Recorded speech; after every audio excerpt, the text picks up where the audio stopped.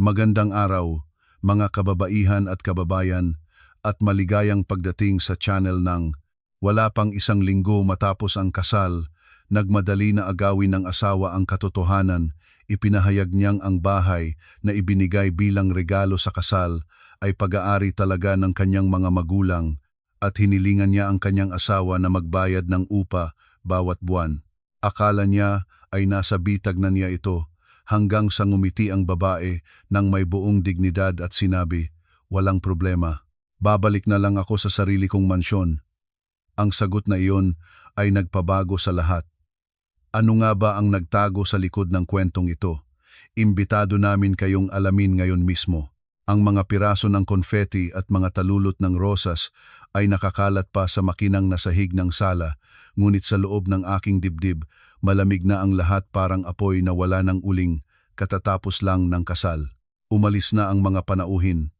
Natira na lang ang bundok ng maruming pinggan at mga palasong salita ng aking biyenang signang. Remedios Villanueva, isang babae na matalas ang mga katangian ng mukha at may mga matang parang palaging tinitimbang ang kapal ng pitaka ng ibang tao. Nakaupo ako sa harap ng salamin ng vanity, inaaalis ang manipis na gintong kuwintas na 3 pisi. Ito ang katamtamang regalo na palihim na isinuksok sa aking mga kamay ng aking ninang na si Tita Perla Ramirez bago pa magsimula ang seremonya ng kasal. Para sa araw na ito, para sa pagpapakita, ngunit huwag mo itong ipakita ng paimbabaw.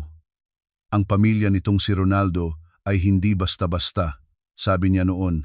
Noon ay natawa pa ako sa kanyang pagingat, ngunit ngayon, habang nakikita ko ang ugali ni Gnang Villanueva, naramdaman ko ang kalamig na dumaan sa aking gulugod. Buong gabi ay nakatingin siya sa aking leeg, ang kanyang mga labi na nakakunot ng may paghamak nang makita niyang wala akong mahal na alahas na parang mga Instagram influencer na puno ng ginto ay nagparamdam sa akin na parang isang paninda na naibenta sa mababang halaga. Akala ko papasukin namin ang bahay ng prinsesa ng gintong dalagang may klase, pala naman murang balabal lang at walang laman sa loob. Narinig ko ang boses ni Gaing Villanueva mula sa sala. Sinasadya niyang iparinig sa akin ang kanyang sinasabi. Nakikipagtsismisan siya sa telepono sa kanyang mga kaibigan mula sa kanilang grupo ng mga tsismosa sa kanto. Nakinig ako at parang may batong tumimpi sa aking dibdib. Ang sakit ay humugos sa aking lalamunan, ngunit nilunok ko ito. Ako, si Ana. Sa kanilang mga mata, isang simpleng opisina lang, isang dukha na manugang na nagkapalad na mahuli si Ronaldo, isang lalaking may magandang hitsura at trabaho bilang pinuno ng sales department. Pumasok sa silid si Ronaldo na amoy alak. Tumingin siya sa akin nang hindi nagsalita, hindi nagtanong kung pagod na ako, matapos ang isang buong araw na nakatayo sa mga takong. Bumagsak siya sa kama nang hindi bitaw ang kanyang telepono. Gusto ko sanang magdala ng mainit na tuwalya para punasan ang kanyang mukha, ngunit biglang natigil ako. Sa mahinang liwanag ng bedside lamp, nakita ko na si Ronaldo ay may kinikausap sa text. Mabilis na gumagalaw ang kanyang mga daliri sa screen. Lumabas ang pawis sa kanyang noo, kahit 24 degrees ang aircon. Huwag kang magalala, natapos na ang kasal. Nasa bitag na ang isda. Ang mga regalo sa kasal at alahas ay sapat ng pantakip sa interes ngayong buwan. Natulala ako. Nasa bitag na ang isda. Interes ngayong buwan. Ang mga salitang ito ay nagpalundag-lundag sa aking paningin, nagbubuo ng isang katakot-takot at nakakatakot na larawan. Sinubukan kong magpakalma, malalim na huminga, para hindi mabitiwan ang batya ng tubig. Tahimik akong umosip. Nabiglang si Ronaldo, nagmadaling itago ang telepono sa ilalim ng kumot. Lumabas sa kanyang mukha ang isang liko at peking ngiti. "Ana, kailan ka pa narito? Bakit ka gumagalaw parang multo? Kaagad lang." "Sino ang kausap mo ng ganyan kainit?" tanong ko. Sinisikap na panatilihing kalmado ang aking boses, ngunit sa likod ko ay mahigpit na nakayapos ang aking mga kamay, sa sobrang lakas na kumutog ang mga kuko sa palad. "Oo, kasi isang kaibigan lang, tinanong kung kumusta ang gabi ng kasal, nagsisinungaling si Ronaldo. Lumipad ang kanyang mga mata, iniiwasang tingnan ang sa akin. Nagmadali siyang matakpan ang ulo ng kumot. Sige, pagod na ako. Matulog na tayo. Maaga pa bukas, kailangan gumawa ng almusal para sa nanay. Napakahihingi ng loob niya. Pinigilan ko ang liwanag at humiga sa tabi ng lalaking hindi ko kilala sa loob ng wala pang isang araw mula ng kasal. Sa aming gabi ng bagong kasal, wala kahit isang rosas o mahinang pangungumapa ng pag-ibig tulad ng sa mga romance novel. Mayroon lang ang pantay na hilik ni Ronaldo at ang kaluskos ng salapi mula sa katabing silid ni Ganang Villanueva. Binibilang niya ang mga naibigay na pera. Ang tunog ng mga napipiglas na sobre, ang kanyang tuwang na halakhak kapag may makapal na sobre, ay tumatagos sa manipis na dingding at nagbabaril sa aking utak. Humiga ako na nakapulupot, nakatingin sa kisame kung saan bumabagsak ang dilaw na liwanag ng mga ilaw sa kalye. Isang masamang kutob ang pumasok sa bawat selula ng aking katawan. May hindi tama. Lahat ay hindi tama.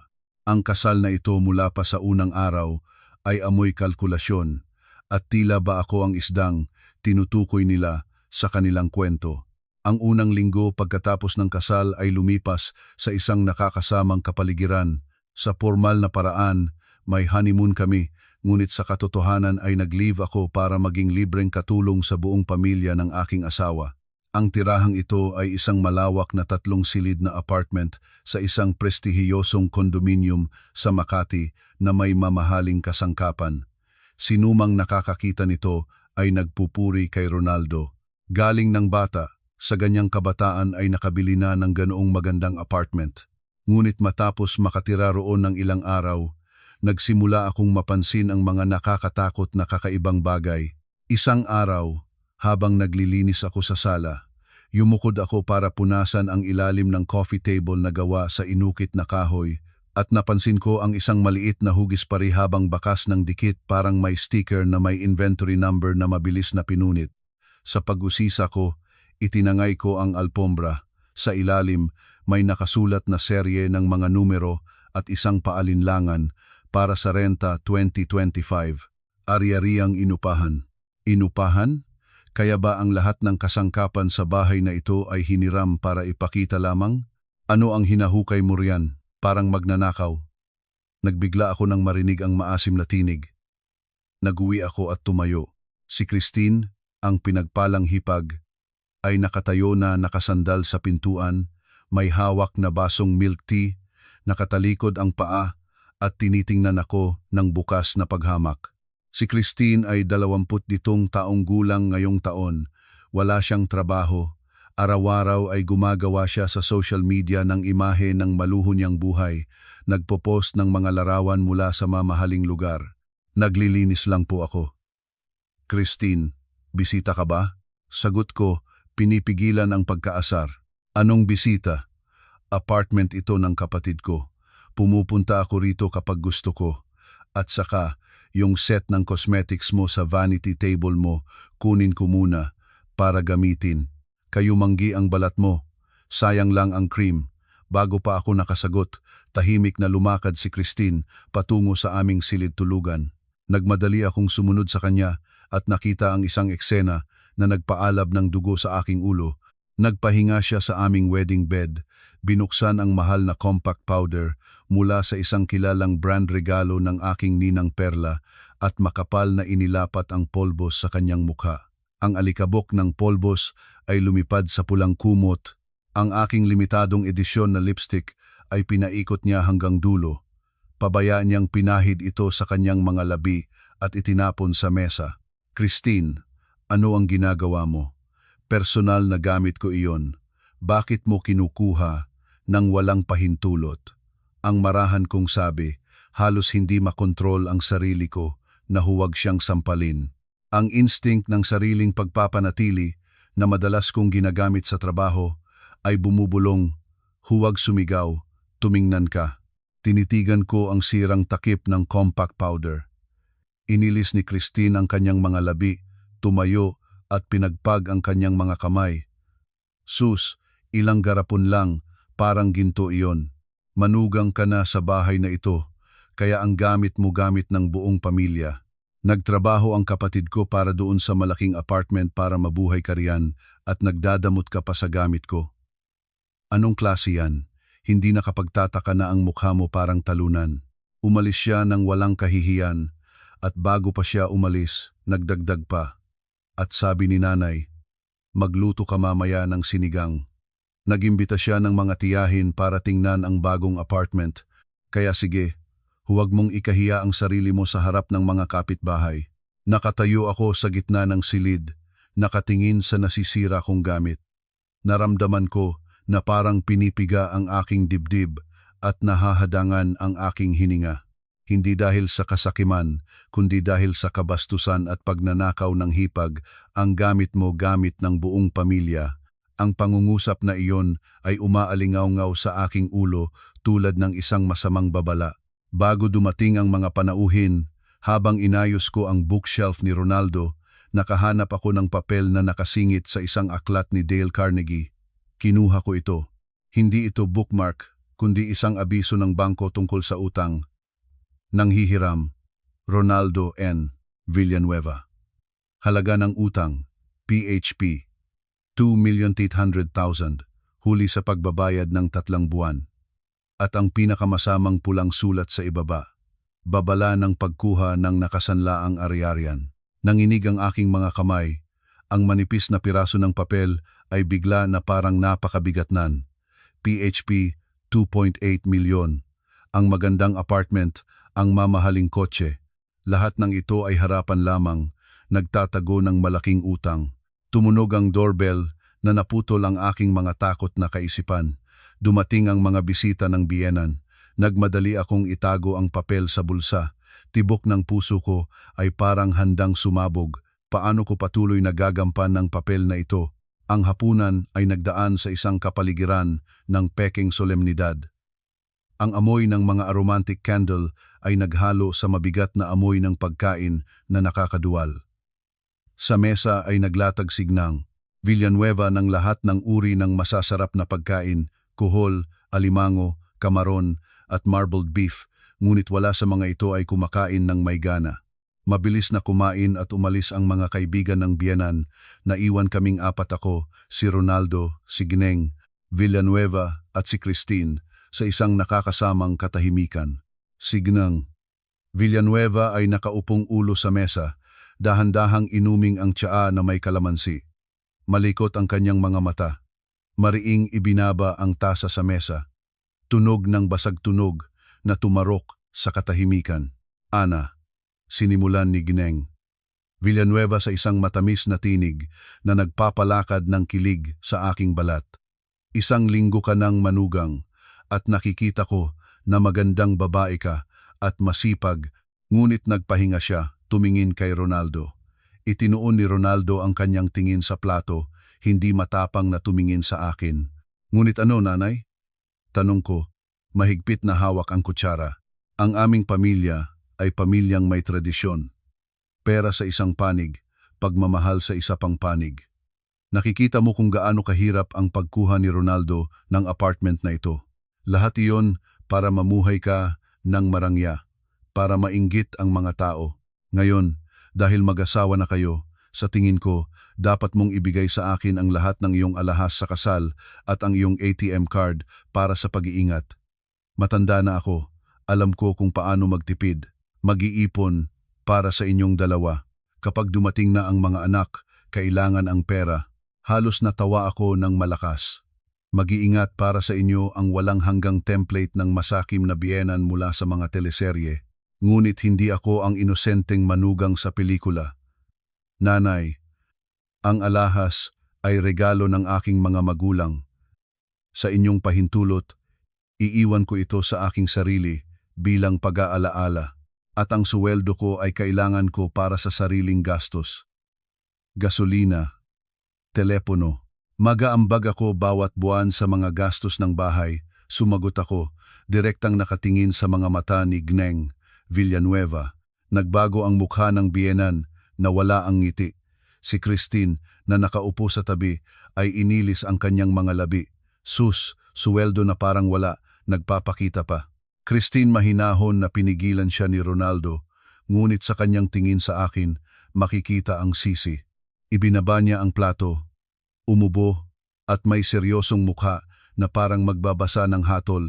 Sinabi niya, "Ana, mayroon kaming mahalagang pag-uusap tungkol sa iyo."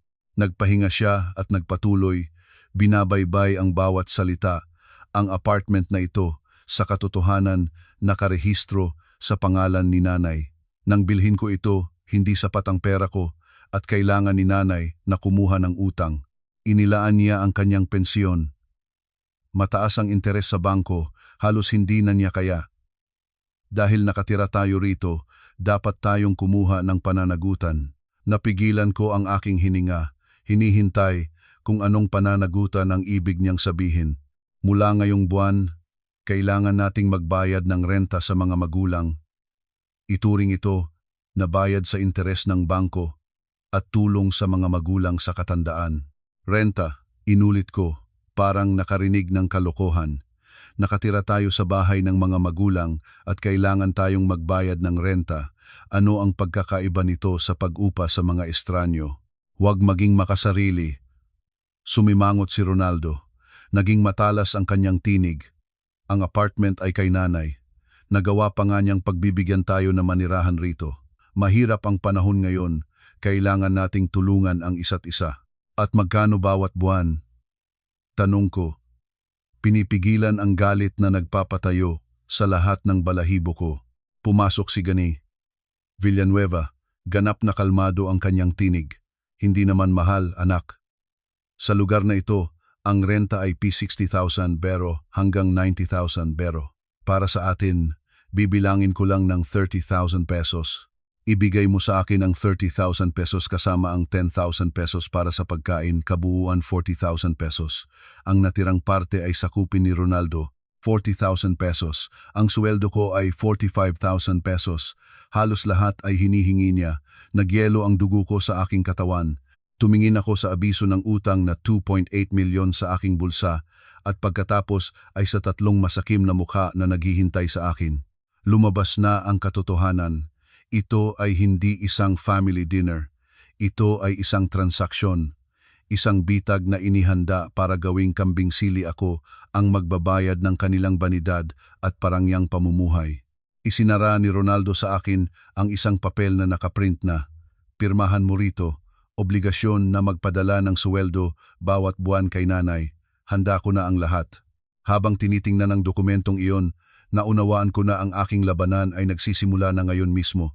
Ang hangin sa sala ay naging makapal at punit-punit, parang isang napaigting na pisi.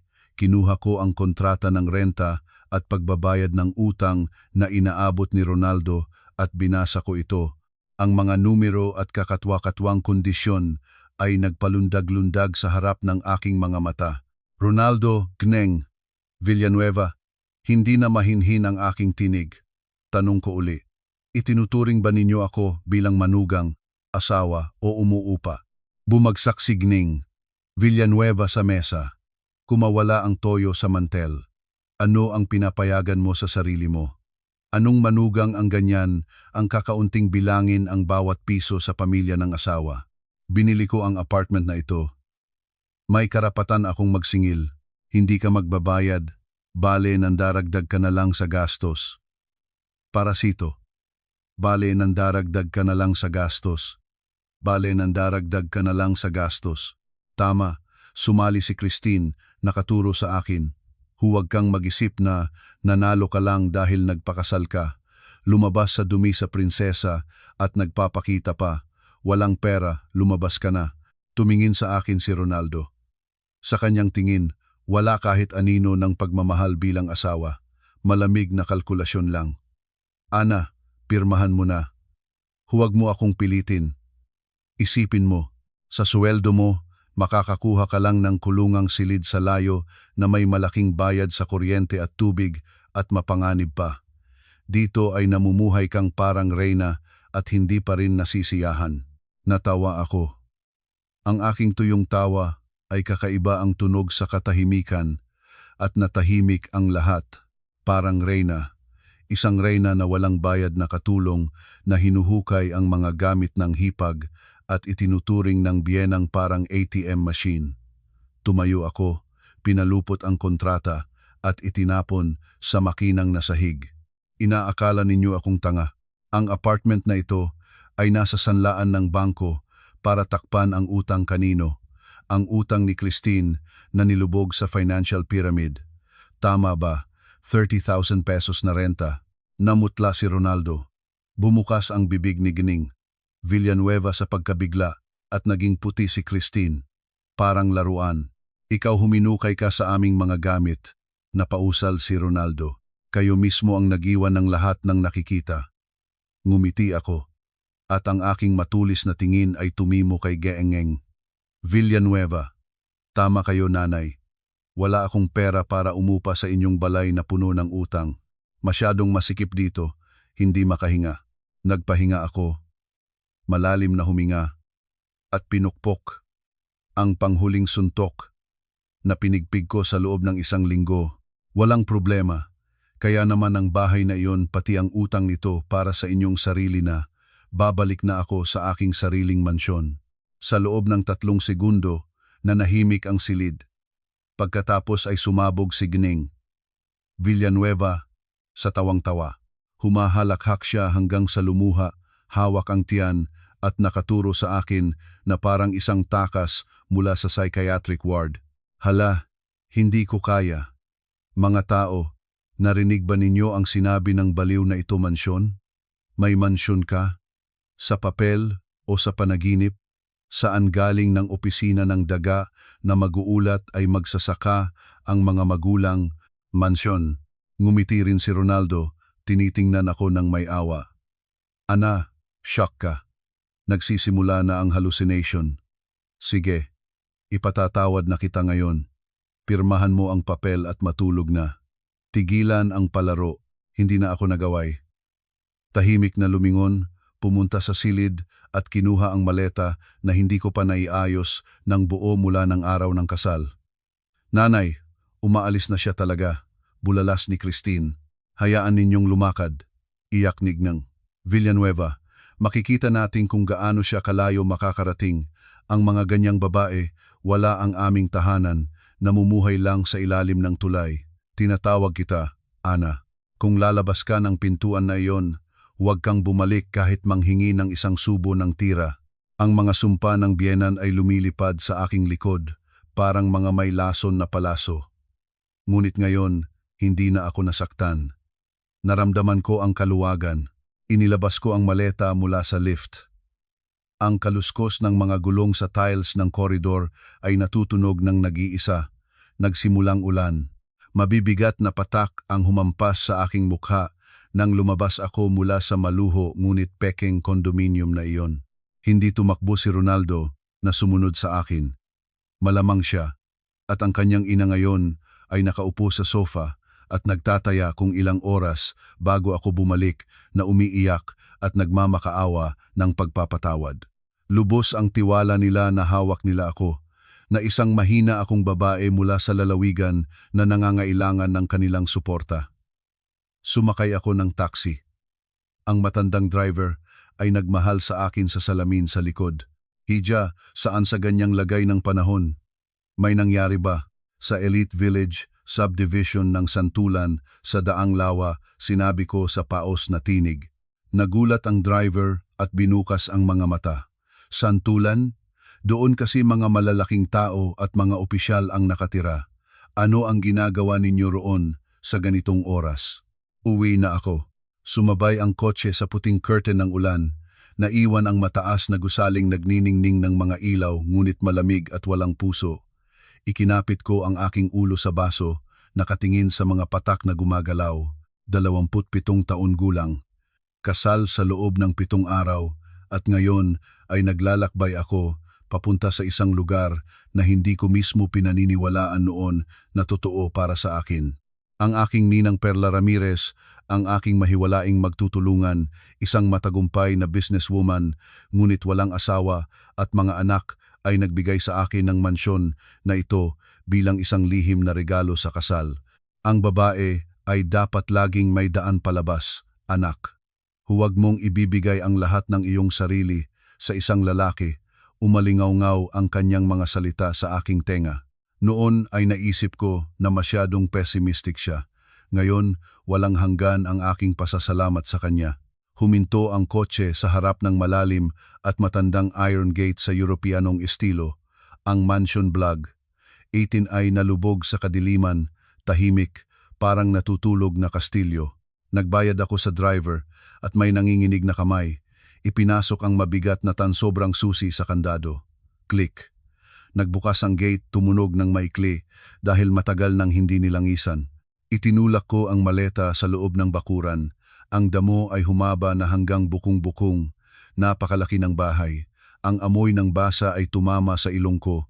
Ngunit dito ay naramdaman ko ang mas malakas na kaligtasan kaysa sa apartment ni Ronaldo.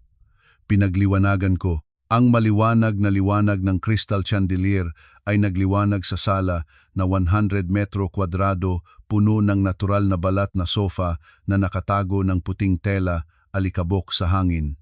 Umupo ako direkta sa malamig na sahig at lahat ng naipon na sama ng loob ay sumapalabas. Umiyak ako. Umiyak sa aking pagiging naive. Umiyak sa 3 taon ng kabataan na ibinigay para sa murang kalkulasyon. Ang aking iyak ay umaalingaw-ngaw sa walang laman na mansyon.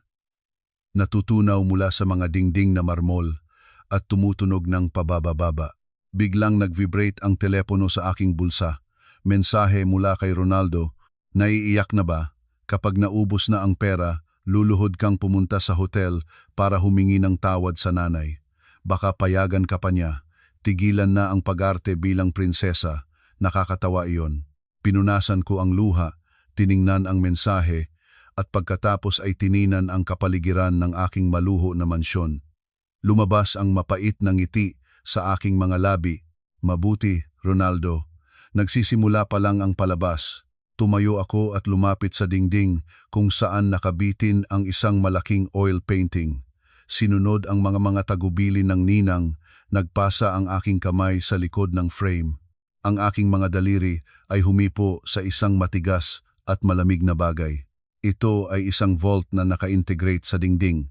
Nang ibinuhos ko ang code at binuksan ito, sa loob ay hindi lang pera ang naroroon, kundi isang makapal na folder ng mga dokumento. Binuksan ko ito ng may pag-usisa. Sa unang pahina, tumama sa aking mga mata ang larawan ng isang batang geneng, Remedios Villanueva, na may pulang marka, dosyer sa kaso ng pautang at panloloko sa kredito. Liang Qianlingsan, bakit ang madilim na nakaraan ng aking biyenan ay nakaimbak sa vault ng ninang? Anong ugnayan ang mayroon sa pagitan ni Tita Perla at ng Villanueva? Ang kadiliman sa labas ng bintana ay parang lumapot. Nagtatago ng mga nakakatakot na lihim na malapit nang lumabas sa liwanag. Noong Lunes ng umaga, pumunta ako sa trabaho na may maitim na kulob sa ilalim ng mata, maingat na tinakpan ng makapal na concealer. Ang napakalaki at malamig na mansyon ay hindi ako pinahintulutang matulog noong nakaraang gabi, bahagya dahil sa hindi pamilyar na lugar, bahagya rin dahil sa sakit ng pagtataksil na nararamdaman pa ring parang sariwang sugat. Ngunit sinabi ko sa sarili ko, Ana, hindi ka dapat sumuko. Kailangan mong magtrabaho, kumita ng pera para mabuhay at para makita kung gaano katagal matatagalan ng pamilyang iyon ang kanilang palabas. Nang pumasok na ako sa opisina, ang kapaligiran ay parang nagalinlangan. Ang masayang usapan sa pantabing ng water cooler ay biglang natahimik, pinalitan ng pahigang at nagtatantiang tingin sa akin. Si Lorena mula sa accounting, na kadalasan ay nagpapaimbita sa akin para mag-order ng kape, ngayon ay inuna ang screen ng computer. Ang kanyang mga daliri ay kumakatok sa keyboard, ngunit patay ang monitor. Lumapit ako sa aking lugar, ibinaba ang bag. Sa mesa may isa itong nagiwang printout. Ito ay isang naglalantad na post mula sa isang women's group sa Facebook na may malakas na pamagat. Mag-ingat. Balirang manugang na umalis na may kasamang lalandi 1 linggo pagkatapos ng kasal at inangkin ang mansyon ng iba bilang sarili niya. Walang pangalang nabanggit, ngunit ang mga detalye opisina. Asawang pinuno ng sales. hinihingi na ibigay sa biyenan ang alahas ay tumutugma ng eksakto. Naglagablab ang dugo sa aking mukha at narinig ang ugong sa tenga. Signang. Villanueva, mabilis siyang kumikilos. Hindi lang siya nagkalat ng chismis sa kanilang lugar, kundi nag-hire siya ng isa para sumulat ng anonymous na post at harapin ako sa trabaho. Nalam niya ng husto na ang aming kumpanya ay hindi gusto ang mga empleyado na kasangkot sa mga eskandalo. Parang tahimik sa labas, pero ganun pala sa loob. Sabi nila, sa bahay ay tamad at matamad. Kapag may problema, tumakas at akala ng sarili niya ay palasyo ang nasa kanya, ang bulong mula sa katabing mesa na nakarating sa aking tenga. Nagyapak ang aking mga kamao. Nagtuhog ang mga kuko sa palad. Gusto kong tumayo at sumigaw sa kanilang mukha na ito ay kasinungalingan. Ngunit alam ko na ang pagtatanggol ng sarili ngayon ay katumbas ng pagdidilig ng langis sa apoy. Itinuro sa akin ng karanasan sa opisina. Ang katahimikan ay ginto. Umiiyak ang mga aso. Patuloy ang karavan. Nag-vibrate ang telepono sa bulsa. Ito ay si Ronaldo. Tiningnan ko ang screen kung saan nakadisplay pa rin ang mahal na asawa at naramdaman ko ang pagkaduwal. Magaling, Ana. Naglakas loob kang lumabas.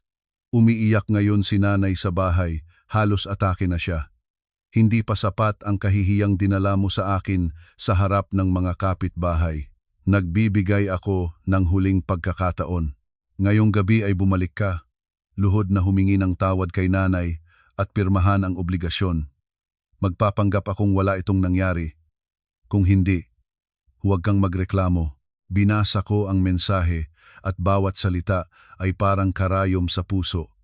Hindi man lang siya nagtanong kung buhay pa ako, kung nasaan ako, kung ligtas ako. Sa kanyang mga mata, isa lang akong kriminal na nagpahiya sa kanyang maharlikang pekeng pamilya. Nag-type ako ng sagot. Ang mga daliri ko ay nanginginig, ngunit matibay. Nag-aalala ka sa iyong reputasyon o sa katotohanan na walang magbabayad ng iyong mga utang, hindi na ako babalik. At tandaan, ang katotohanan ay palaging mananalo. Nang maipadala ko na ang mensahe, tinawag ako ng aming boss. Nagsara ang pinto sa kanyang kwarto, naghihiwalay sa akin mula sa mga prying eyes. Tiningnan ako ng boss, bumulong ng malalim, at ibinaba sa mesa ang anonymous na reklamo. Ana, alam ko na magaling kang empleyado, pero ayaw ng kumpanya na masangkot sa mga ganitong family drama sa internet. Ayusin mo ang iyong problema, huwag mong sisirain ang imahe ng kumpanya. Kung patuloy ang mga tawag ng reklamo, mapipilitan akong magpadala sa iyo sa pansamantalang leave. Lumabas ako ng kwarto, naramdamang naglalakad sa lubid sa taas ng bangin. Sa isang panig, ang trabaho na nagpapakain sa akin, sa kabilang panig, ang nilyapak na karangalan. Gusto, Nignang. Villanueva, na hindi lamang itaboy ako sa bahay, gusto niyang mahuli ako sa sulok para maluhuran ko siya at humingi ng awa. Ngunit nagkamali siya. Mas pinapigilan ako niya, mas lalong tinutulak ang aking sarili papalayo. Pagkatapos ng trabaho, hindi ako pumunta sa mansyon. Pumunta ako sa isang simpleng cafe kung saan naghihintay na ang isang tao. Ito ay si Paolo, ang aking kasama noon sa paaralan, na ngayon ay nagtatrabaho sa credit department ng parehong bangko kung saan umutang si Ronaldo. Kailangan kong malaman ang buong malupit na katotohanan tungkol sa utang na 2.8 million braplescent. Iniabot ni Paulo sa akin ang isang stack ng mga photocopy ng may pakikiramay. Tingnan mo, pero huwag mong sabihin na galing ito sa akin. Marumi ang usapan. Binuksan ko ang unang pahina at ang mga numero ay nagsimulang sumayaw sa harap ng aking mga mata, nagpipinta ng isang nakakakilabot na katotohanang hindi ko alam. Naupo ako ng paninigas, nakatingin sa mga dokumento. Ang iced coffee sa harap ko ay natunaaw na at naging walang lasa katulad ng aking kasal. Ang utang na 2.8 milyon ay hindi kinuha para bumili ng apartment gaya ng sinabi ni Ronaldo. Ang apartment sa katotohanan ay binili ni Ginang. Villanueva 5 taon na ang nakakaraan gamit ang pera mula sa pagbebenta ng lupa sa probinsya. Ang utang na 2.8 milyon ay ibinigay 6 na buwan na ang nakakaraan sa ilalim ng dahilan ng personal na loan para sa renobasyon, ngunit sa katotohanan, ang pera ay napunta sa ibang account. Ang tatanggap, Christine N. Villanueva. Naging malabo ang aking paningin. Si Christine, ang aking hipag na kaya lang ay matapang sa social media, ay lumabas na may malaking utang. Sinuri ko ang lahat, ibinaba ng boses ni Paulo, naglingon sa paligid. Ang iyong hipag ay nasangkot sa isang mapanlinlang na forex investment scheme. Parang ang tawag nito ay Leon Capital.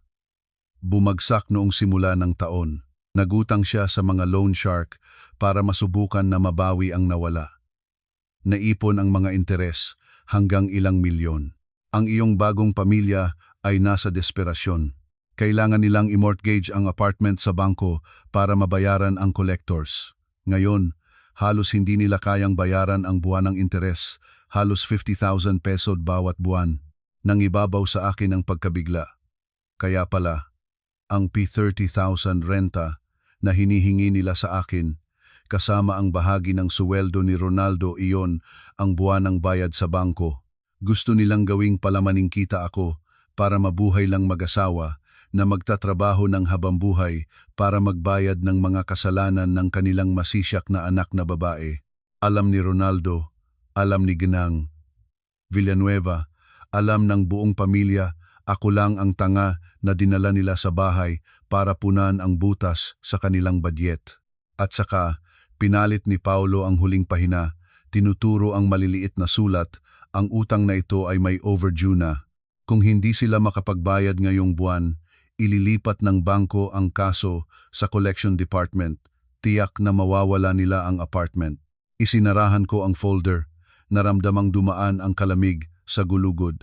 Hindi nakapagtataka na nagmamadali silang pabayarin ako kaagad pagkatapos ng kasal. Hindi nakapagtataka na galit si Gineng Villanueva nang makita niyang wala akong handog. Nakaupo sila sa isang bota ng pulbura at gusto nilang masunog din ako kasama nila. Nang lumabas ako ng cafe, madilim na. Walang direksyon akong naglalakad sa bangketa, nakatingin sa mga nagmamadaling tao. Naalala ko ang palaaway na tingin ni Christine nang kunin niya ang aking kosmetiko.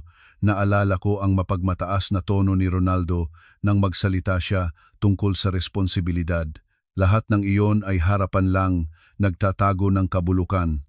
Habang nagtitipon na ako ng taxi, biglang nakita ko ang isang motorsiklo na may 2 pasahero nagsisiling sa pagitan ng mga kotse. Sa ito ay nakaupo ang 2 lalaking may tattoo, walang helmet, may hawak na baseball bat ang isa. Biglang nag-brake ang motorsiklo sa harap ng isang street cafe ilang metro mula sa akin at ang taong nakaupo sa sulok, naninikop sa takot, puti ang mukha parang kumot, ay si Ronaldo. Nagmadali akong magtago sa likod ng puno, mabilis na tibok ng puso ko.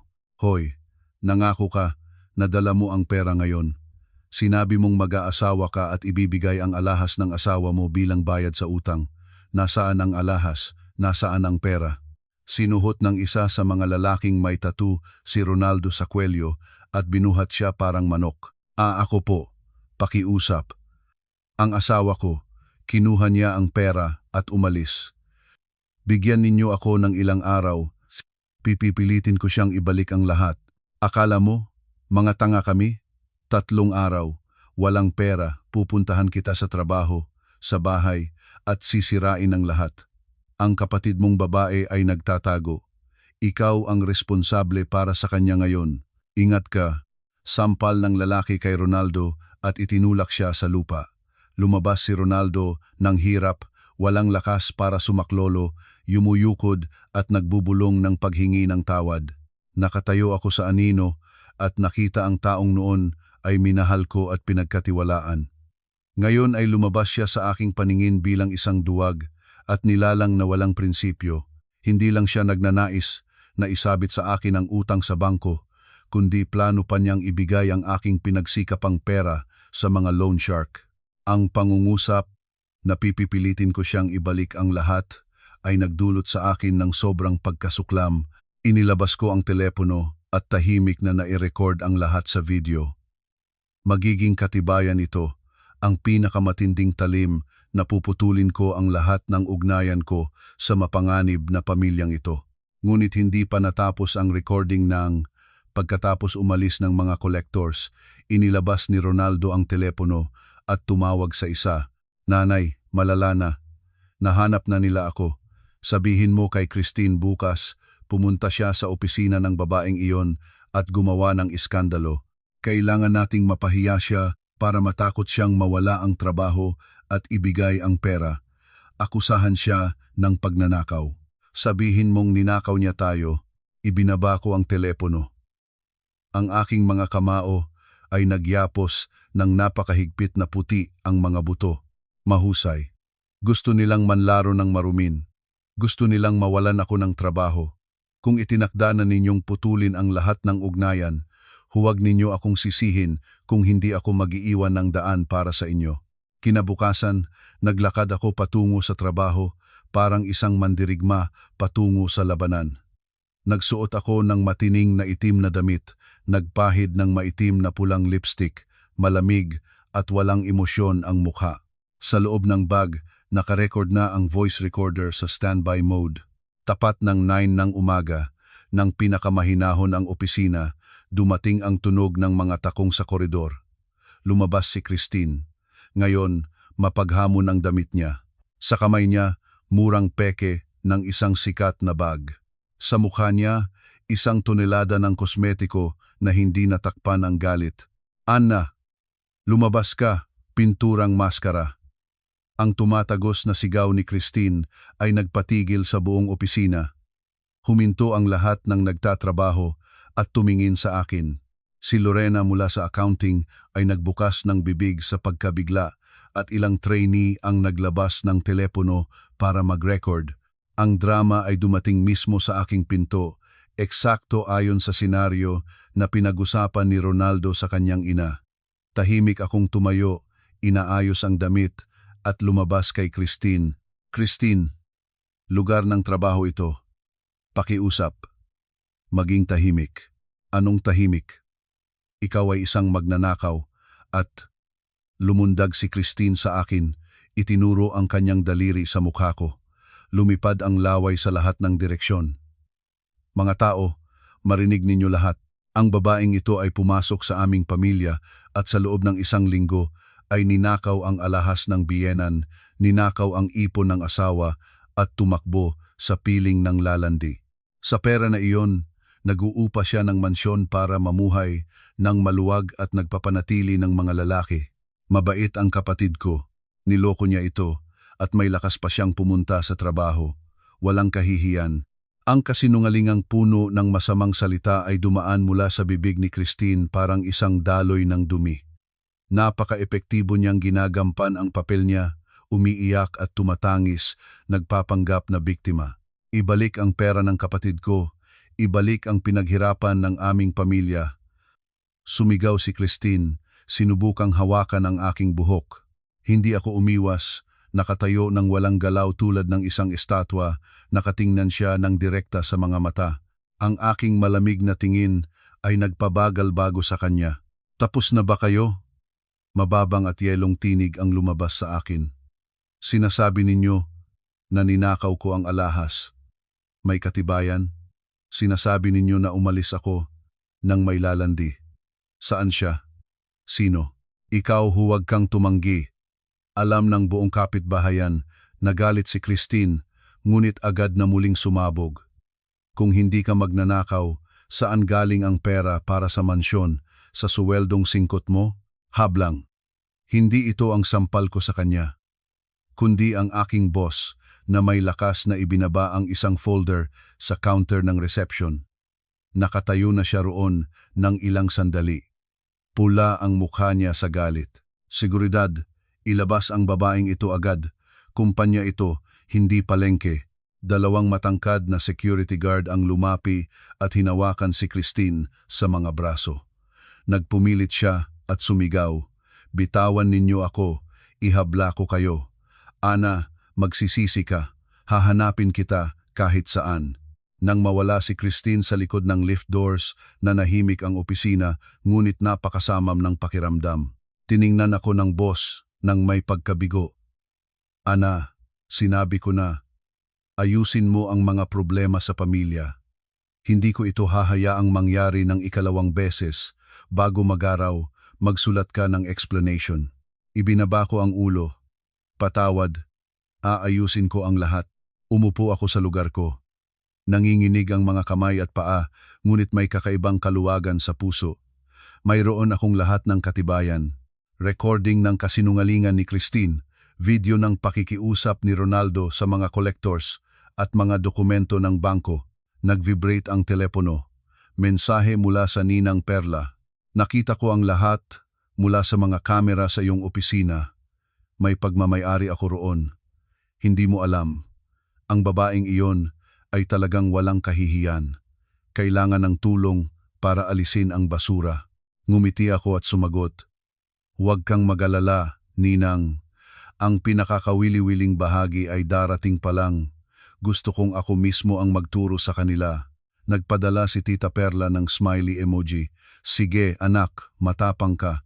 Kapag kailangan mo, tawagan mo ako. At sa mansyon kung saan ka nakatira. Nagpadala ako ng ilang mapanganib na bagay. Tingnan mo mamaya. Hindi ko pa naiintindihan ang ibig niyang sabihin nang dumating na ang mensahe ni Ronaldo. Sa pagkakataong ito, nagbago ang tono ng 180 degrees. Walang banta, walang pagmumura. Asawa, ano ang ginagawa mo? Pwede ba akong sundo sa tanghali, kumain tayo kahit saan? Sabi ni nanay, miss na niya. Gusto niyang pumunta sa hapunan. Ang nangyari kahapon ay hindi dapat gawin. Huwag kang magalit, ngumiti ako. Naramdam na ng biktima ang panganib at nagpalit ng taktika. Sumagot ako. Pagod na ako. Pumunta ka sa akin mamaya, mag-usap tayo. Ipapadala ko sa iyo ang address at nagpadala ako sa kanya ng lokasyon ng Elite Village ng Santulan. Panahon ng buksan ang kulungan at imbitahan ang mabangis na hayop sa loob. Bumalik ako sa mansyon ng mas maaga upang ihanda ang eksena para sa gabing palabas. Tama ang sinabi ng ninang. Nagpadala siya ng ilang mapanganib na bagay, mga antik na porselana vases at mga painting na sa unang tingin ay mukhang ordinaryong dekorasyon, ngunit ang isang taong may kaalaman ay agad na makakakilala na ang mga ito ay nagkakahalaga ng isang kayamanan. At higit sa lahat, sa binitinang tabi ng pintuan ay nakasabit ang isang luma na uniforme ng katulong. Naunawaan ko ang pahiwatig ng ninang. Binihisan ko ang aking sarili ng simpleng, medyo lumang bahay na damit. Ang buhok ay nakatali sa isang kapabayaan na bun. Walang makeup. Ngayon, mukha akong isang mahirap na katulong. Tapat ng 7 ng gabi, tumunog ang doorbell. Sa screen ng kamera, nakita ko si Ronaldo. Nakatayo siya sa gate na may buket ng pulang rosas, murang binili sa huling gabi na pamilihan na nagsisimula na ring malanta. Nanggigilala siyang nakatingin sa malalim na gate, sa malawak na bakuran, bukas ang kanyang bibig sa pagkamangha. Sa tabi niya, nakita ko rin si Geng Villanueva, sumisilip mula sa likod ng kanyang balikat. Ang kanyang mga mata ay nagtatakbo sa paligid, parang isang magnanakaw. Pinindot ko ang button para buksan ang gate at lumabas sa bakuran para salubungin sila. Diyos ko, Ana, nakatira ka talaga rito? Sigaw ni Gnang. Villanueva nang makita niya ako, kalimutan na ang papel ng nagdurusa na biyenan. Mabilis siyang pumasok. Ang kanyang mga mata ay nagliwanag sa paningin ng fountain at malawak na garahe. Kasunod niya si Ronaldo na nagbubukas pa ng daan at naglalakad ng maingat parang natatakot na marumihin ang tiles. Ana, magkano ang bayad mo sa renta ng lugar na ito? O ibinaba ko ang ulo at bumubulong ng may hitsura ng pagkakamali. Nanay, Ronaldo, halina kayo sa loob, mag-usap tayo. Sa sala, mas lumakas pa ang pagkamangha nila. Ang crystal chandelier, ang natural leather sofa, ang Persian rug, lahat ay sumisigaw ng pera at kayamanan na hindi nila kailanman nahawakan sa kanilang buhay. Hinahiponig ng Villanueva ang tapiserya ng sofa, pagkatapos ang vase, patuloy na nagtataktaksil ng dila. Tunay na kahoy, tunay na balat, napakamahal nito. Oo. Ana, sabihin mo ng totoo, ano itong lugar? Tanong ni Ronaldo, ibinaba ang buket sa mesa at lumunok. Nagbuhos ako ng tubig para sa kanila. Nanginginig ang aking mga kamay, ginagampan ko ang papel. Sa totoo lang, naubos na ang pera ko. Nang lumabas ako sa bahay, wala na akong mapupuntahan. Sa kabutihan, hiniling ng mga kilala ng aming mga kamag-anak na bantayan ang bahay. Umalis ang mga mayari sa ibang bansa ng ilang taon. Kailangan nila ng mapagkakatiwala ang tao para maglinis, mag-ingat ng mga halaman. Nag-apply ako rito. May libreng tirahan at kaunting suweldo, magbabantay ng bahay. Nagliwanag ang mga mata ni Gining. Villanueva, parang mga headlight, kaya wala ang mga mayari. Nag-iisa ka lang rito? Oo. Ang buong mansyon ay nasa pag-iingat ko ngayon. Ang mga susi ay nasa akin. Ngunit nakatira lang ako rito bilang katulong, hindi ko maaaring galawin ang kahit ano. Sus, tanga! Pumalo si Gining. Villanueva sa kanyang tuhod, nagniningning ang kanyang mukha sa tuwa, parang nakakita ng kayamanan. Naghulog siya sa sofa, nagpahinga. Ganyang swerte ang pumupunta sa iyo mismo. Tapos tatanggihan mo, umalis ang mga mayari ng ilang taon. Ikaw ay haring-hari na rito. Sino pa ang makakaalam? Malalim ding huminga si Ronaldo. Sa mukha niya ay lumabas muli ang peking ngiti. Lumapit siya sa akin at kinuha ang aking kamay. Asawa, pagod ka na. Alam ko, nagalit ka sa akin, kaya ka lumabas. Mga magmamahal, nagtatalo lang at nagiging masaya uli. Alam ko na malungkot ka ng mag-isa sa ganitong malaking bahay. Halina, kami ni nanay ay lumipat rito. Mas masaya. Nanginig ako sa kanilang kawalang hiyaan. Kakaalinlangan-alinlangan lang nila kanina. Ngayon ay handa na silang lumipat, ngunit may plano pa rin ako. Ngunit napakahigpit ng mga mayari. Paano kung biglang bumalik sila? Nagpanggap akong natatakot. Ano ang dapat katakutan? Sinabi mo, umalis sila ng ilang taon, umiling si Ginang Villanueva. Ito ang naisip ko. Ang apartment namin ay masikip. Sa pangkalahatan, ipaupa natin iyon. Sa pera na iyon, magbabayad ng utang. Iyon ay mabubuhay na lang at dito tayo manirahan. Sa mga kapitbahay, sabihin mong ikaw ang mayari. Sino ang makakaalam? Mamuhay sa ganoong bahay ito ay paraiso. Kasalanan na hindi samantalahin. Tumayo siya at nagsimulang lumakad sa sala. Parang may-ari na siya rito. Sa silid na ito, ako ang mananahan. Maluwag, maliwanag, si Ronaldo at Christine sa itaas. At ikaw ay katulong, makatira sa maliit na silid sa likod ng kusina, maginhawa para sa pagluluto at paglilinis. Nagyelo ang dugo sa aking katawan. Hindi lang siya gusto na magnakaw ng bahay, gusto niyang gawing katulong ako sa aking sariling tahanan. Mahigpit kong nakayapos ang aking mga kamao, nagtuhog ang kuko sa palad para hindi matampal ang masakim na babaeng ito. Nanay, mag-usap muna tayo mamaya. Sinubukan kong patagalin ang oras. Anong iuusap? Napagdesisyonan na. Pinalo ni Ronaldo ang aking balikat. Bukas ay magpapadala na ako ng kotse at dadalhin ang mga gamit. Ibigay mo sa akin ang susi sa gate. Mapanganib para sa babae ang may hawak ng susi. Nasa silid ko ang susi. Bukas na ibibigay. Umiiwas ako. Suminangot si Ronaldo. Gusto sanang sabihin ang isang bagay, ngunit tumunog ang kanyang telepono. Mga collectors muli. Tumingin siya sa akin pagkatapos sa maluho na mansyon. At sa kanyang mga mata ay sumiklab ang isang ulok na pag-asa. Nabasa ko ang kanyang isip. Sa ganoong bahay, maaari siyang mag-stall ng mga utang at manloko ng mas maraming pera, nagpapanggap na may-ari. Mabuti. Ngayon si nanay at ako ay dito na matutulog. Mabantayan ang bahay. Hindi ba, nanay? Oo, manatili. Ang kama ay napalambot. Ngumiti si Geng. Villanueva at nahiga sa sofa, hindi nagalis ng maruming sapatos. Dinumihan ang snow white na alpombra. Tiningnan ko ang mga bakas ng dumi at naisip, mag-enjoy kayong mabuti. Ang gabi na ito ang huli na makakatulog kayong maayos.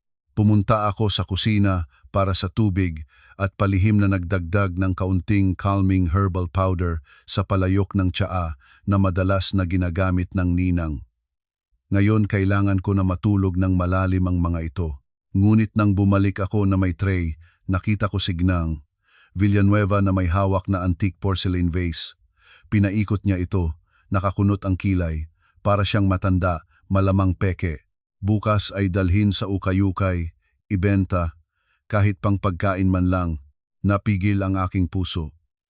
Iyon ay isang vase na mula sa isang lumang panahon na nagkakahalaga ng ilang milyon, ang pinakamahal na bagay ng ninang.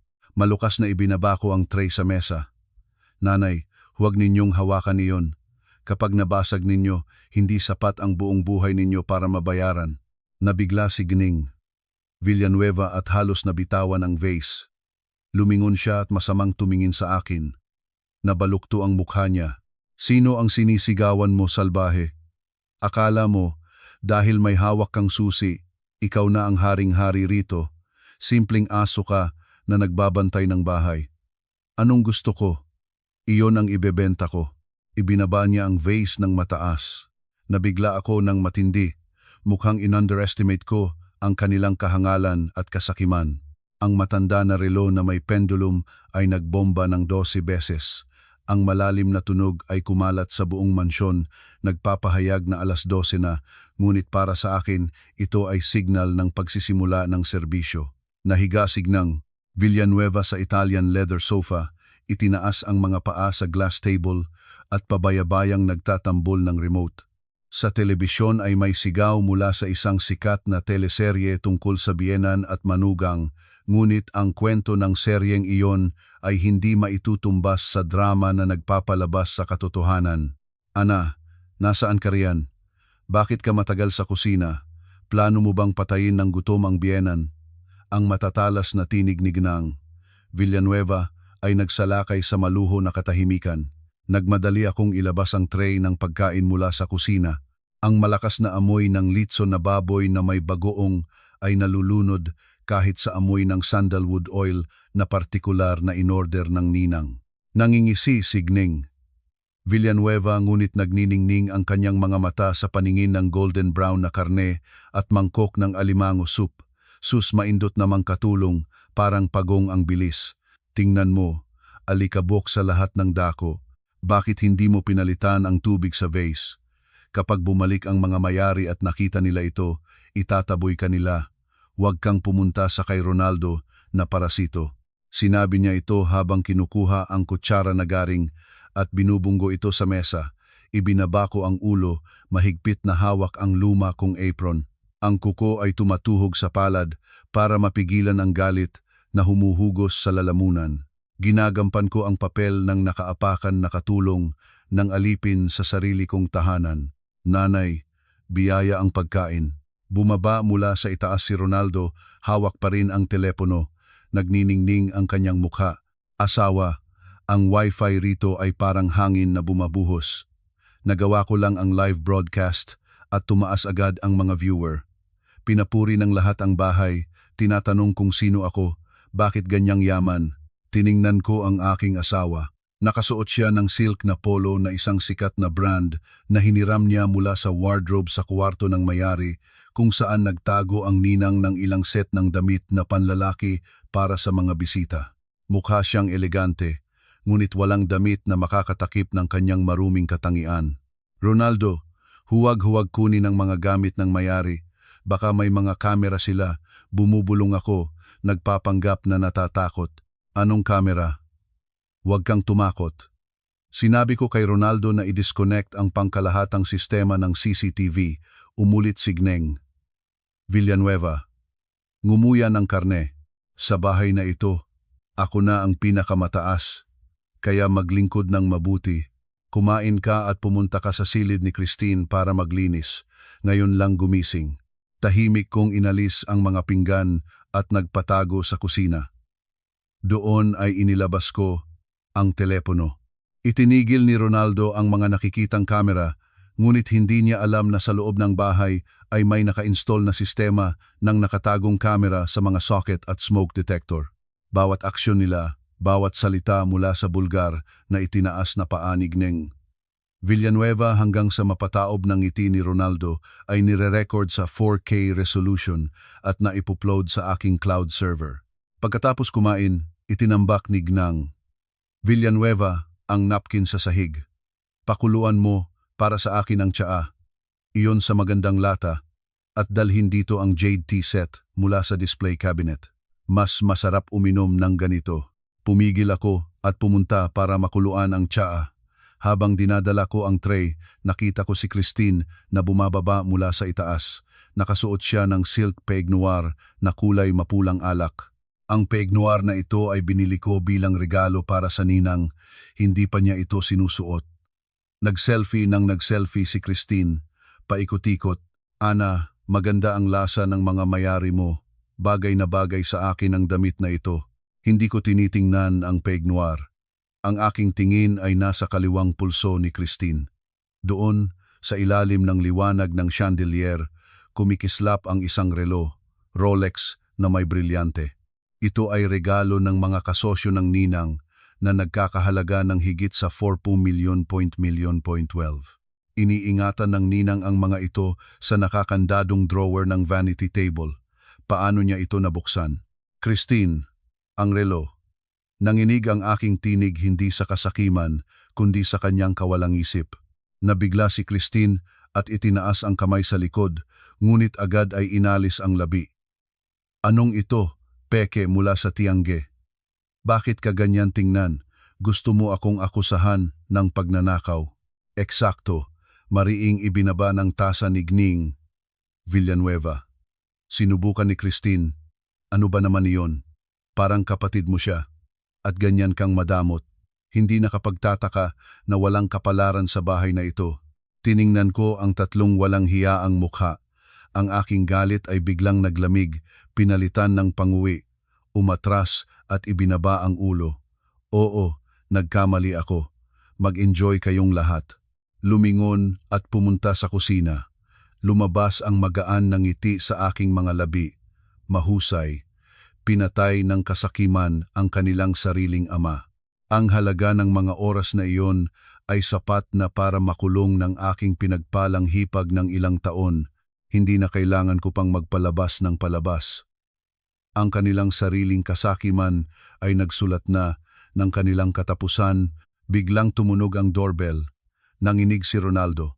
Bumalik ang mga mayari. Tiningnan ko ang screen ng intercom. Hindi mga mayari, kundi isang courier na may ilang malaking kahon, mga gamit ng pamilya ni Ronaldo. Inilipat nila ang lahat mula sa kanilang nakasanlaang apartment. Plano na silang manirahan rito ng matagal. Pumalo si Gning Villanueva sa kanyang tuhod. Dumating na ang mga gamit. Ana, halika at magdala ng kahon. Nakatayo ako nang walang galaw, nakatingin sa bundok ng mga kahon sa bakuran. Talaga namang itinuturing nila ito na kanilang tahanan at ako bilang kanilang habambuhay na libreng katulong. Ang mga kahon ay naipon sa gitna ng maluho na sala, parang pangit na mga peklat. Nagkukunwari si Gnang Villanueva na si Ronaldo at Christine ang naglalagay ng kanilang murang gamit sa mamahaling oak na cabinet. Ang Snow White na Persian rug ay may mga bakas na ng maruming tsinelas at puno ng balat ng pipa. Ana, bakit ka nakatayo doon parang estatwa? Pumunta at linisin ang kwarto ng mayari sa ikalawang palapag. Doon na ako lilipat. May jacuzzi, ipaso ko ang paa. Inihagis ni Gnang Villanueva sa akin ang mop. Ang hawak ay tumama sa aking binti. Ang pisikal na sakit ang naging huling patak. Hindi ako yumukod para sa mop. Itinayo ko ang ulo at tinitigan ng direkta si Ganang Villanueva. Nanay, sinabi ko na, ito ay bahay ng iba. Bumisita para sa isang araw o dalawa ay isa. Ngunit lumipat rito ay hindi pwede. Kapag nalaman ng mga mayari at tinawagan ang pulisya, mahaharap ako sa kaso. Anong pulisya? Sumigaw si Gning Villanueva, lumundag sa akin at itinuro ang kanyang daliri sa aking noo. Tanga ka ba? Bakante ang bahay. nasa ibang bansa ang mga mayari. Sino ang makakaalam na nakatira ako rito? At kapag nalaman pa nila, sasabihin mong katulong mo ang biyenan ko na tutulong sa akin, huwag maging makasarili. Ayaw mong makatira ng mag-isa sa ganoong malaking bahay. Tama ba, asawa? Pumasok si Ronaldo na sinusubukang i-connect ang murang karaoke sa malaking TV. Mga collectors, alam nila ang dati naming address. Kapag bumalik ako, mababali ang paa ko. Pagkaawaan mo kami, pagkaawaan ang aming mga magulang. Ibigay mo na ang pangunahing susi. Babae ka, baka mawala mo. At kami na ang responsable. Iniabot niya ang kamay. Umatras ako.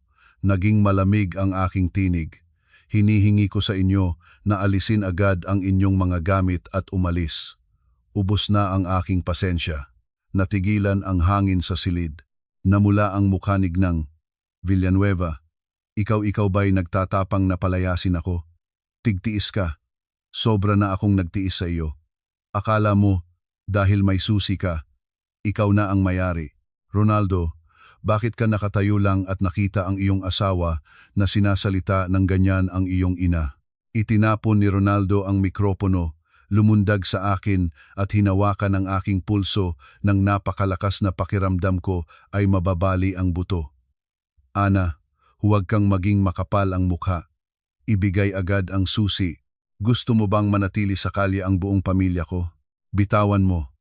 Nagpumilit akong makalaya. Wala kayo sa kalye dahil sa akin, kundi dahil sa inyong katamaran, kasakiman, at mga utang. Huwag ninyong isabog ang lahat sa akin. Sa bahay na ito, walang lugar para sa inyo. Pak! Isang matinding sampal ang nagapoy ng aking kaliwang pisngi. Umugong ang tenga. Gumulo ang mundo. Nahulog ako sa sahig, natumba sa matalas na sulukan ng mesa.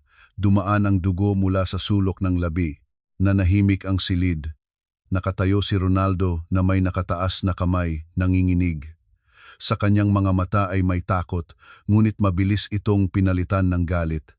Ikaw mismo ang nagsanhi. Tinuturuan kita kung paano maging magandang asawa. Itinapat ko ang mga kamay sa sahig at naupo.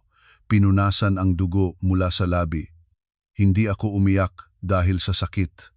Sa kabaligtaran, nagpukaw ito ng aking pagiging malinaw. Ang sampal na iyon ay pumuputol ng huling, pinakamaniping sinulid na naguugnay sa akin sa taong ito. Tiningnan ko si Ronaldo, ang ngumingiti na si Gnang. Villanueva, si Christine na may interes na nanonood ng palabas. Nagtawa ako. Ang aking tawa ay nagpanginig sa lahat. Mahusay. Ang sampal nagtatandaan ko ang bawat detalye nito at ibabalik ko sa inyong lahat hanggang sa bawat sentimo. Tumayo, nagpatag ng damit at lumakad patungo sa labasan. Saan ka pupunta? Sumigaw si Ronaldo, sinubukang pigilan ako.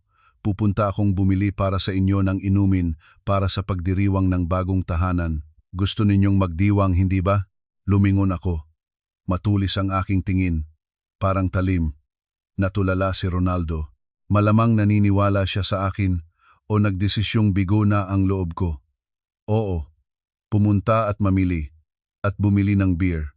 Huwag kang gumawa ng kalokohan. Ang susi sa gate ay nasa akin.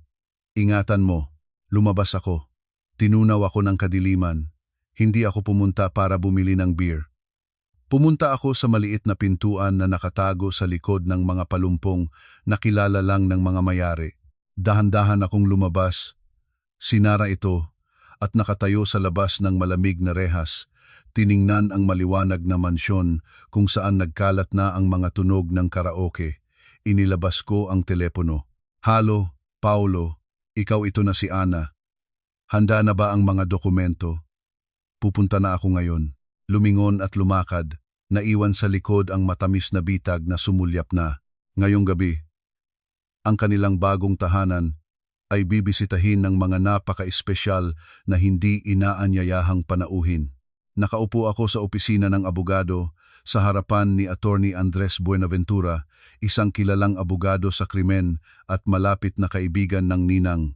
Sa mesa ay isang makapal na folder ng mga dokumento na nakolek ko sa nakaraang mga araw, bank statements, mga nakasulat na kasulatang pinautang ni Ronaldo, mga larawan ni Christine na may ninakaw na relo, at ang pinakamahalaga recording mula sa kamera ng sampal ni Ronaldo sa akin at video kung paano sinisira at ginagamit ng buong pamilya ang mga gamit sa mansyon. Sigurado ka bang gusto mong pumunta ng hanggang dulo? Nag-adjust ng salamin si Attorney Buenaventura, nakatingin sa akin ng may awa at paggalang. Kapag nag-file tayo ng kaso, ang iyong asawa at ang kanyang kapatid ay nahaharap sa totoong sentensya. Iligal na pagpasok sa tahanan, pagnanakaw sa malaking halaga, pisikal na pananakit, ito ay seryosong mga kaso. Hinipo ko ang pasa sa pisngi. Ang sakit ay nagpaalala sa akin ng kanilang kalupitan. Hindi na ako ang mahina at mapagpasakop na ana.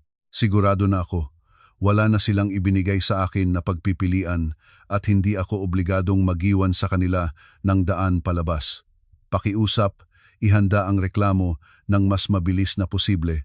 Tumango si Attorney Buenaventura. Mabuti, binalaan na ako ni Tita Perla. Tutulungan ko kayo ng buo. Ngayon ay pupunta tayo sa lokal na himpilan ng pulisya at mag-file ng reklamo. Kailangan nilang mahuli ng may patunay. Lumakad ang itim na sasakyan ng opisina ng abogado. Nakaupo ako sa likurang upuan, nanonood ng recording mula sa mga kamera ng bahay. Sa harap ko ay lumabas ang magulong eksena. Sa sala ng mansyon, umaalingaw-ngaw ang club music. Si Ronaldo, si Christine, at ang ilan sa kanyang mga kahinahinalang kaibigan ay nagtatayuhan sa puting leather sofa. Kumakalat ang pulang alak sa buong alpombra. Naglalive si Gining Villanueva sa TikTok, ipinagmamalaki ang mansyon ng kanyang anak at nagpapasalamat sa mga virtual na regalo. Mga tao, mag-like kayo. Ang bahay na ito ay binili ng aking anak, 400 metro kwadrado. Lahat ng muebles mula sa Italia, nagkakahalaga ng milyon-milyon. Hindi niya alam na ang live na iyon ay naging pinakamalakas na katibayan laban sa kanya. Nag-screenshot ako, na-save ang video. Habang nagmamalaki sila, mas lumapit na ang bitag sa kanilang leeg. Dumating na kami. Ang tinig ni Attorney Buenaventura ay nagbalik sa akin sa katotohanan. Pumasok kami sa himpilan ng pulisya. Pagkatapos kong ilahad ang detalye ng kaso at ipinakita ang paunang katibayan, titulo ng lupa sa aking pangalan, kapangyarihan ng abogado para sa pamamahala ng ari-arian, at live na video mula sa mga kamera, sumimangot ang punong opisyal. Seryosong kaso ito, iligal na pagpasok at sira pa ang kaayusan ng publiko. Tenyente, tipunin ang grupo, aalisin na tayo sa lugar, imbitahan ang Ganeng Villanueva na sumama sa amin para sa pagkilala at pagbubukas ng mga pinto. 3 patrol car at 2 motorcycle ng Barangay Tanod na may siren ay pumutol ng katahimikan ng Elite Village. Nakaupo ako sa unang sasakyan, nakita kung paano kumikislap ang mga ilaw sa salamin. Tibok ng puso ko ay hindi mula sa takot kundi sa pagkabuksan ng katiyakan ng katapusan. Huminto ang mga sasakyan sa harap ng gate ng Mansion Block 18. Ang musika sa loob ay tumataas pa rin. Lasing sila sa kanilang huwad na tagumpay at hindi nakakaalam na ang kamatayan ay kumakatok sa kanilang pintuan. Hinahiling naming patayin ang musika at buksan ang pintuan. Umingay ang malakas na boses mula sa megaphone. Naputol ang musika sa loob. Kumindatan ang liwanag sa sala. Sa duwang ng gate, nakita ko si Ronaldo na tumakbo palabas. Puti ang mukha niya, parang kumot. Sumilip siya at natulala. "Nanay, pulis!" Pulis ang nasa gate. Ang kanyang sigaw ay parang unggol ng baboy. Lumabas ako ng sasakyan at tumayo sa tabi ng punong opisyal ng pulisya. Nagbigay siya ng senyal sa akin. Ipinasok ko ang susi sa kandado. Click. Bumukas ang mabibigat na gate. Ang maliwanag na liwanag ng mga headlight ng mga patrol car ay tumama sa bakuran. Iniwanag ang takot sa mga mukha ng lahat ng aking dating pamilya. Nagsisiksikan sa pintuan. Sumapit na ang oras ng katarayan. Lahat, huwag gumalaw. Kamay sa ulo. Ang utos ay parang kulog. Sinubukan ng mga kaibigan ni Christine na umakyat sa bakod, ngunit agad silang nahuli. Sa sala ay naghari ang kaguluhan. Nakatayo si Gnang Villanueva na may hawak na baso ng pulang alak. Nanginginig ang kanyang kamay ng husto kaya kumawala ang alak sa silk na damit na ninakaw niya sa ninang. Si Christine, namumutla, ay sinusubukang alisin ang Rolex na relo at itapon sa ilalim ng sofa, ngunit nahawakan ng pulis ang kanyang kamay. Mga Ginoo, may pagkakamali ito. Umuutal si Ronaldo, nanlulumo ang mga binti niya. Ito ay bahay ng aking asawa. Nagdiriwang lang kami ng bagong tahanan. May nagkamali. Nagkatinginan siya. Ang kanyang tingin ay tumigil sa akin, nakatayo sa likod ng abogado at punong opisyal. Ana, sabihin mo sa kanila. Sabihin mo na ikaw, ang iyong asawa, ang iyong nanay. Bakit mo tinawagan ang pulis para hulihin ang iyong sariling pamilya? Sigaw niya, sinusubukan pa ring laruin ang papel ng biktima. Humakbang pasulong ang punong opisyal na may folder sa kamay. Ginoong Villanueva, nakatanggap kami ng reklamo tungkol sa krimen iligal na pagpasok sa tahanan at pagnanakaw ng ari-arian sa address na ito. Ang legal na mayari ng mansyon, Gna. Ana M. Santos, ay nag-file ng reklamo. Mayari, bumukas ang bibig ni Gineng Villanueva at nabitin ang panga. Hindi pwede iyon. Si Ana ay simpleng katulong. Nagbabantay lang siya ng bahay. Nagkamali kayo. Wala siyang pera para sa mansyon. Lumabas ako sa harapan. Ang maliwanag na liwanag ng chandelier ay iniwanag ang aking mukha na may pasa mula sa sampal. Direktang tiningnan ko si Gineng Villanueva. Dahan-dahang binuksan ang bag, kinuha ang pulang titulo ng lupa at itinataas ito. Ganyang. Villanueva, Ronaldo, tingnan ninyong mabuti. Ito ang titulo ng pagmamayari ng lupa at ng ari-ariang nakatayo rito. Mayari, Ana M. Santos. Hindi ka tulong, hindi ka sambahay. Ito ay aking tahanan. Nanahimik ang silid ng may kamatayan. Tinitigan ni Gineng Villanueva ang aking pangalan sa dokumento. Pagkatapos ay tiningnan ako. Sa pagkabigla, hindi siya makahinga, humawak sa puso at bumagsak sa sofa. Ikaw niloko mo ako. Ikaw ay manloloko. Bumubulong siya. Sino ang nanlilinlang kanino? Mapait akong ngumiti. Hindi ko sinabi kailanman nakatulong ako. Ang inyong kasakiman ang magimbento ng kwentong iyon. Pumasok kayo sa aking bahay, kumain, uminom, sinira ang aking mga gamit, binugbog ninyo ako at ninakaw pa, opisyal, ang relo sa pulso ng na. Christine Villanueva ay nagkakahalaga ng mahigit 4 million pesos. Mayroon akong resibo at sertipiko. Nang marinig ang halaga, nandaing si Christine at sumabog sa pagiyak. Hindi ko alam. Sinubukan ko lang. Ronaldo, iligtas mo ako. Nanay, iligtas ninyo ako. Click. Ang malamig na posas ay nag-crack sa kanyang pulso. Gna. Christine Villanueva, samahan ninyo kaming sa himpilan para sa pagsisiyasat ng pangyayari. Hindi, ayaw ko sa kulungan. Ana, pakiusap. Patawarin mo ako, sumigaw si Christine. Ngunit huli na. Si Ronaldo, na nakitang arestuhin ang kapatid at nahimatay ang ina, ay napanik. Tumakbo siya sa akin, lumuhod at yakapin ang aking mga paa, umiiyak. Asawa, nagkamali ako, bulag ang loob ko. Patawarin mo si Christine, bata pa siya. Ikaw ang haring-hari. Sabi mo lang ng isang salita, matatapos na ito. Nakikiusap ako. Tiningnan ko ang lalaki sa aking mga paa. Ang lalaking ilang oras lang ang nakalipas ay binugbog niya ako at sumigaw na tuturbuhay niya akong mag-aaral kung paano maging magandang asawa. Ngayon ay kaawa-awa tulad ng uod. Ronaldo, sabi ko ng dahan-dahan at malamig. Nang binugbog mo ako, naisip mo ba ang ating pamilya? Nang isabita mo sa akin ang mga utang ng kapatid mo, naisip mo ba kung paano ako mabubuhay? At ngayon ay humihingi ka. Huli na, binawi ko ang paa at nahulog siya sa sahig. Dalhin sila lahat sa himpilan, iniutos ng pulis. Binuhat at inakay si Ronaldo patungo sa labasan. Sa pagdaan niya sa harap ko, ang kanyang nakikiusap na tingin ay nagbago sa puot. Bumungis-ngis siya sa pagitan ng ngipin. Ana, malupit ka. Hindi ko ito mapapatawad sa iyo. Nanatili akong nag-iisa sa gitna ng sirang sala. Nakita silang inalis. Nalayo-layo ang mga siren, ngunit ang bagyo sa aking puso ay hindi pa natitinag. Nagsisimula pa lang ang katarayan.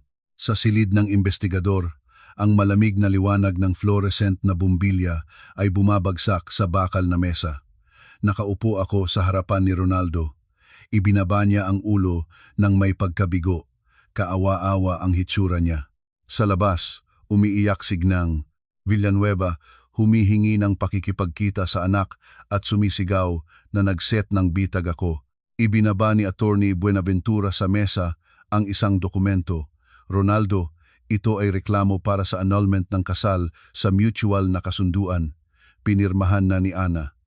Basahin ninyo at pirmahan. Itinaas ni Ronaldo ang ulo. Annulment. Huwag kang mangarap.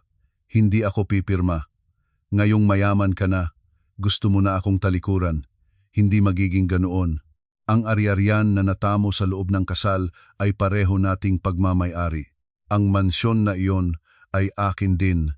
Halos natawa ako sa kanyang kawalang kaalaman sa batas. Ronaldo, mahinahon na ipinaliwanag ni Attorney Buenaventura, ang mansyon na iyon ay kaloob sa kanya bago pa ang kasal. May notarized na deed of donation. Wala kayong karapatan sa ari-ariang iyon, ngunit ang inyong utang na 2.8 million iyon ay inyong personal na utang na kinuha bago ang kasal para sa personal na layunin. Kaya si Ana ay hindi obligadong bayaran iyon. Naging maitim ang mukha ni Ronaldo. Bukod doon, dagdag ko pa, ang inyong kapatid ay nasa ilalim ng investigasyon sa pagnanakaw sa malaking halaga. 7 hanggang 15 taon ang nahaharap sa kanya. Kayo at ang inyong ina ay maaari ring kasuhan para sa iligal na pagpasok sa ari-arian. Ay kinatatakutan mo ba ako? Umutal si Ronaldo. Hindi ako nananakot. Nagne-negotiate ako. Kapag pinirmahan mo ngayon ang reklamo para sa annulment, inalis ang lahat ng paghahabol at pampublikong humingi ng tawad sa social media. Isa sa alang-alang ko na magsumite ng rekomendasyon para sa pagpapadali ng parusa ni Christine. Tiningnan ni Ronaldo ang reklamo. Pagkatapos ang bintana kung saan umiiyak ang kanyang ina, nagalinlangan siya. Kailangan ko pang mag-isip. Hindi kayo masyadong maraming oras. Pinagana ko sa telepono ang recording ng kanilang pag-uusap sa gabi ng kasal. Nasa bitag na ang isda. Malinaw ang tunog. At ito pa, pinagana ko ang video ng pakikiusap niya sa mga collectors, nangangako na aalisin sa asawa ang pera. Kapag hindi kayo pumirma, bukas ay lahat ito ay makikita sa internet, sa inyong kumpanya at sa lahat ng inyong kamag-anak. Mawawala kayo ng hindi lang asawa at kapatid, kundi ng huling dangal na natitira pa sa inyo. Tiningnan niya ako, parang unang beses niyang nakita ako. May nanginginig na kamay, kinuha ang ballpen at pumirma. Umiiyak siya, ngunit iyak ng galit ng talunan. Tapos na. Attorney Buenaventura, ipasok ang mga dokumento. Lumabas ako. Sa koridor, sinalakay ako ni Gineng. Villanueva, pinairalin mo ang aking anak na kumita. Ipreserba ninyo ang lakas ninyo. Inalis ko siya sa akin. Pinirmahan na ng inyong anak ang lahat. Mula ngayon, mga estranyo na tayo. At oo, maghanda kayo. Malapit nang maging sikat sa internet ang inyong anak. Lumabas ako ng himpilan. Sinlanghap ang malamig na gabi. Kalayaan. Ngunit hindi pa tapos ang labanan. Pumasok ako sa aking anonymous na account at pinindot ang i-publish. Pamagat pagbubunyag ng dekada. Pamilya ng mga manloloko at ang masakit na katapusan. Nag-attach ako ng lahat ng katibayan. Sa loob ng ilang minuto, sumabog ang aking telepono sa mga notification. Ang digmaang ito sa internet ay kailangan ng lahat na baguhin ang imaheng peke ng pamilyang iyon. Pagkatapos ng bagyo ng gabi sa social media, ang umaga sa Maynila ay mainit at maliwanag, ngunit para sa pamilya ng aking dati ng asawa, ang liwanag na iyon ay sumisira ng huling natitira nilang reputasyon. Nakaupo ako sa itim na SUV ng ninang sa harap ng mismong kondominium na noon ay pinagsisikap kong mapagmalaki. Tinanggal ng ninang ang kanyang madilim na salamin. Handa na, ngayon ang katapusan. Tingnan mong mabuti, para hindi ka kailanman magpakita ng kahinaan. Tumango ako. Bumaba ang bintana ng kotse. Sa harap ng gusali, nagtipo ng mga tao. Ang mga gamit ng pamilya ni Ronaldo ay itinambak sa bangketa, mga supot ng damit, sirang electric fan at ang aming wedding photo na may basag na frame. Ang aking mukha sa larawan ay tinapakan. Ang mga kinatawan ng bangko at mga court martials ay nagsil ng pintuan. Nakatayo si Ronaldo na may desisyon ng foreclosure sa nanginginig na mga kamay. Nakaupo sa lupa si Ginang Villanueva at umiiyak. Ngunit ngayon walang nakiramay. Ang mga kapitbahay na naimbitahan niya sa inauguration ng kanilang bahay ay nagbubulong sa tabi. Buti nga sa kanila, mga manloloko, puno ng utang, nagpapakita pa ng karangyaan. Itinango ni Ronaldo ang ulo at nagtagpo ang aming mga paningin. Lumabas ako ng kotse sa eleganteng damit. Nagmadali si Ronaldo sa akin, ngunit pinigilan ng bodyguard ng ninang. Ana, naparito ka para iligtas kami? Sumigaw siya. Tinanggal kami ng bangko, tinanggal sa trabaho. Ako, si nanay, kami saan na kami titira? Tiningnan ko siya nang walang anumang emosyon. Problema ninyo iyon. Hiwalayan na tayo. Ngunit mayaman ka na. May mansyon ka, mayroon kang ninang na milyonarya. Itinuro niya si Tita Perla. Iyon siya ay nangako na mag-i-invest sa aking proyekto. Bakit kasama mo siya ngayon? Bumaba mula sa kotse si Tita Perla. Batang lalaki, masama ang iyong memorya. Plano ko sanang mag-invest, ngunit pagkatapos na kumuha ng detective at nalaman ang tungkol sa inyong pamilya, nagbago ang isip ko. Hindi ako nagtatrabaho kasama ang mga manlolokong nagdadaya sa kanilang asawa. Kayo sino kayo? Umutal si Ginang Villanueva. Ako ang ninang ni Ana, matibay na sinabi ni Tita Perla. Ang mansyon ay regalo ko sa kanya. Itinambak ninyo ang brilyante para manatili kayo sa isang bundok ng mga utang. Ngayon, nanawagan na kayo. Naging puti ang mukha ni Ginang Villanueva. Nagbulong siya ng isang bagay at pagkatapos ay bumagsak sa lupa. Lumabas ang bula sa bibig. Nagkaroon siya ng stroke. Sumasakay ang mga monitor na nagpapahayag ng babala. Nanay, nanay! Sigaw ni Ronaldo. Dumating ang ambulansya. Si Ronaldo, habang iniuunat ang ina sa sasakyan, ay naghulog ng huling nakikiusap na tingin sa akin, ngunit tahimik ko itong ibinaba ang salamin. Umalis ang Mercedes, iniwan sa likod ang alikabok, at pamilyang sinira ng sarili nilang kasakiman.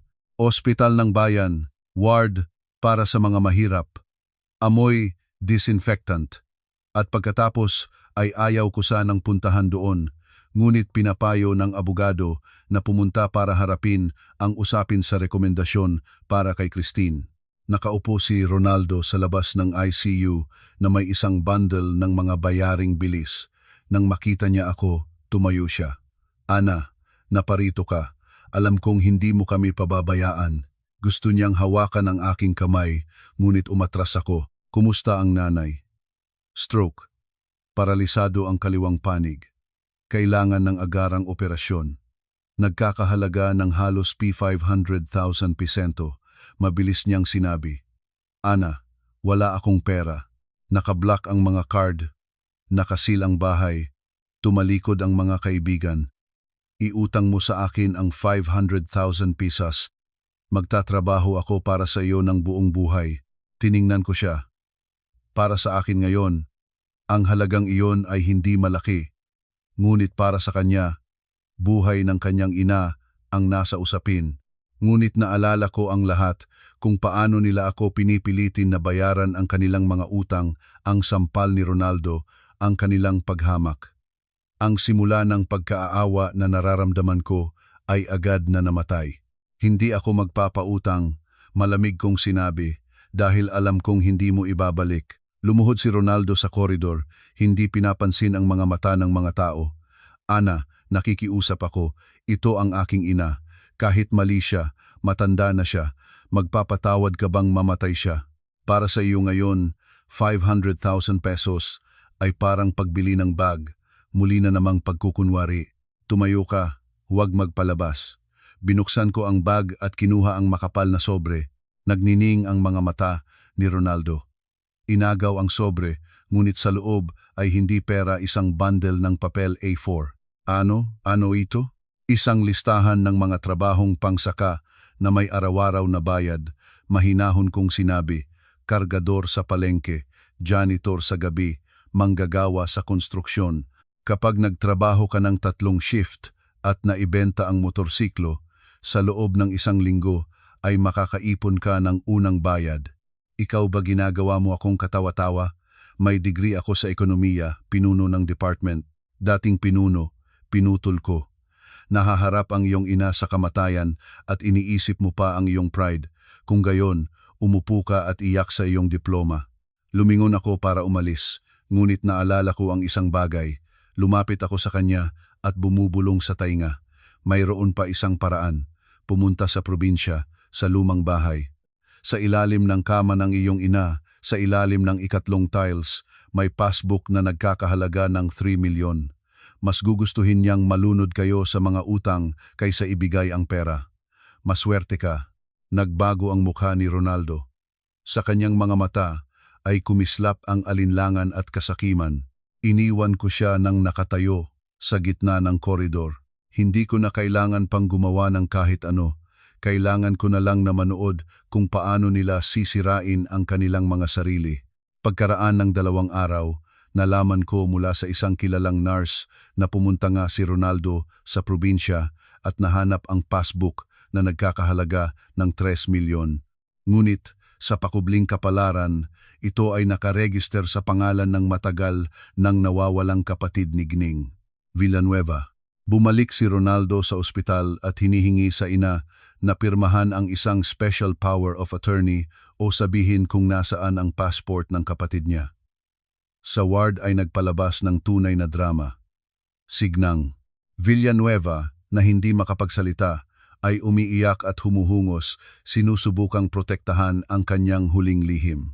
Nanay, ibigay mo ang passport, baka mapunta sa kulungan si Christine, at may P3 milyon kang nagtago, habang marami kaming utang, sigaw niya, sinusubukang agawin sa paralisadong ina ang kanyang huling lihim.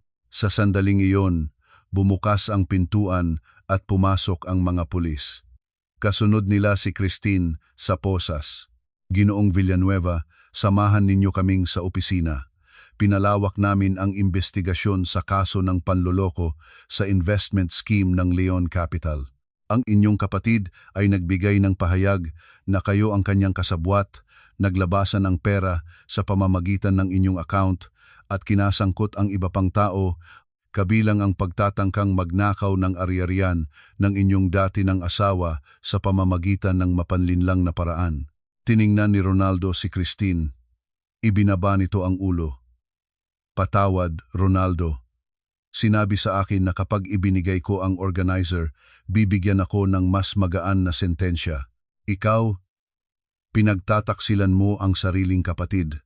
Nagmadali si Ronaldo sa kanya, ngunit nahuli siya. Muli na namang umungal ang mga siren. Inalis ang magkapatid. Sa ward ay natira na lang si Gnang. Villanueva. Nakita niya ang lahat. Anak na babae sa bilangguan, anak na lalaki na inaresto, ari-arian na wala, huling lihim na lantad. Sa shock, nagkaroon siya ng seizure. Nag-alarma ang mga monitor. Tumakbo ang mga doktor para iligtas siya. Nakatayo ako sa likod ng salamin, nakitang lahat ito ng mabigat na puso. Gusto ko silang maparusahan, ngunit ang presyong ito ay napakataas. Hindi lang ito pagkalugi, ito ay ganap na pagkawasak. Lumingon ako at umalis. Sumulat ako sa abogado. Itigil ang lahat ng kaso sa korte. Nakatanggap na sila ng hatol mula sa sariling konsiyensya. 1 buwan pagkatapos. Pumunta ako sa ospital sa huling beses. Nahiga si Gnang. Villanueva sa kama, payat, may buhok na puting-puti. Nang makita niya ako, umiyak siya. Tahimik kong inilagay sa bedside table ang prutas at mainit na lugaw. Binayaran ko ang lahat ng kanyang mga bayarin at nag-hire ng caregiver para sa 1 buwan. Pagkatapos, ililipat siya sa isang government-run senior care facility. Ang bahay sa probinsya ay tinulungan kong ibenta para ilagay ang pera bilang bahagi ng pagbabayad ng pinsala at para mapagaan ang parusa nina Ronaldo at Christine. Dumaan ang mga luha sa kanyang pisngi. Sinubukan niyang magsalita. Huwag nang manghingi ng tawad, umiling ako. Ginawa ko ito hindi dahil pinatawad ko kayo, kundi para mailabas ko ang aking sarili. Ayaw ko munang mamuhay nang may galit. Kinuha ko ang simpleng singsing sa kasalan at inilagay sa kanyang palad, ibinabalik ko. Sa puntong ito, natapos na ang aming ugnayan. Lumabas ako. Sa likod ko ay narinig ang kanyang pinipigil na iyak. Iyak ng huli at naantala ng pagsisisi. Sa labas, naghihintay ang ninang. Tumakbo ako at niyakap siya. Dumaan ang mga luha sa aking pisngi, ngunit iyak ng kalayaan. Umuwi na tayo, anak. Oo, umuwi na. Ngumiti ako. Sa aking bahay, sa aking buhay, kung saan ako na ngayon ang haring-hari. 1 taon pagkatapos. Binuksan ko ang pinto ng aking sariling butik ng designer na damit. Pagkatapos ng annulment, umalis ako sa opisina at sa pera ng ninang, naglunsad ng sariling brand. Mabuti ang takbo ng negosyo. Bawat araw ay may bagong customer na pumapasok, bawat linggo ay may bagong order mula sa mga sikat na influencer at socialite. Ang aking disenyo ay unti-unting nakikilala sa industriya ng fashion at ang aking pangalan ay nagsisimula ng lumabas sa mga lifestyle magazine. Sa gabi, naglalakbay ako para tingnan ang espasyo para sa ikalawang tindahan. Sa stoplight, ang aking tingin ay napunta sa bangketa. Sa ilalim ng puno, nakaupo ang isang payat na lalaki sa kupas na delivery uniform. Sa tabi niya, isang matandang motorsiklo. Maingat niyang pinakakain ng kutsara ng lugaw ang isang matandang babae sa wheelchair. Puting-puti ang buhok ng babae, liko ang bibig, ngunit nakatingin siya sa anak ng may pagmamahal. Sina Ronaldo at Ginang Villanueva. Lumabas na siya sa bilangguan ng maaga. Tumanda siya, haggard ang mukha, magaspang ang mga kamay mula sa trabaho. Maingat niyang pinunasan ang bibig ng kanyang ina, pagkatapos ay kumain siya ng tinapay na tuyo. Walang ningning, walang kasinungalingan. Isang anak lang na sumusubok na mabayaran ang kasalanan sa pamamagitan ng paggawa at huling pag-aalaga. Nagniebe ang berde. Gusto ko sanang ibaba ang bintana at sabihin ang isang bagay, ngunit huminto ako. Ang aking pagpapakita ay magiging labis. Sila ay may sariling buhay na, mahirap ngunit posibleng mas tapat na. At mayroon din ako, pinindot ko ang gas. Sa salamin ng likod, ang kanilang mga anino ay unti-unting lumiliit at nawala. Lumabas ang magaan ng ngiti sa aking mga labi.